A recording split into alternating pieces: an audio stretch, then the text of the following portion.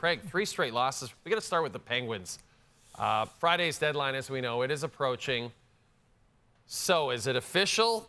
The Pens, it has to be official now. The Pens are going to be selling off some pieces here this week. Well, they have to. And any general manager that phones Kyle Dubas and says, are you interested in trading this player? Yes, what will you give me? A prospect, a young player? Like what a draft pick? That's what they need to do. They need to get some younger bodies into their system. They need to get some draft picks into their system.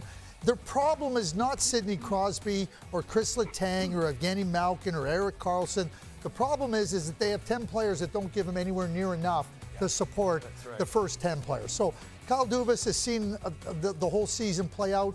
Maybe a little bit of hope coming into the West on this road trip.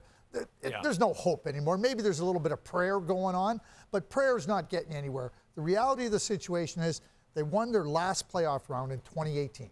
They missed the playoffs last year. They're missing the playoffs this year. They're nowhere near being a contending team. And so you got to change the construction of the team, the composition of the team around that core group of players. That's the task at hand.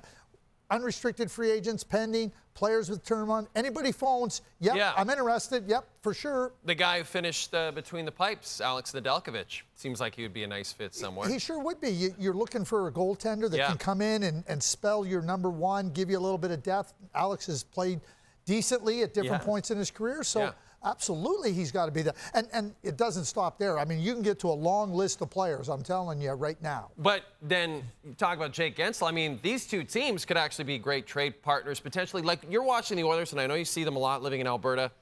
What are you seeing that they need right now? We know Ken Holland's already said, I'm not touching the goaltending, and Calvin Pickard played really well. Why does everybody assume because I live in Alberta I watch the Oilers? I don't know. I'm just thinking that you get...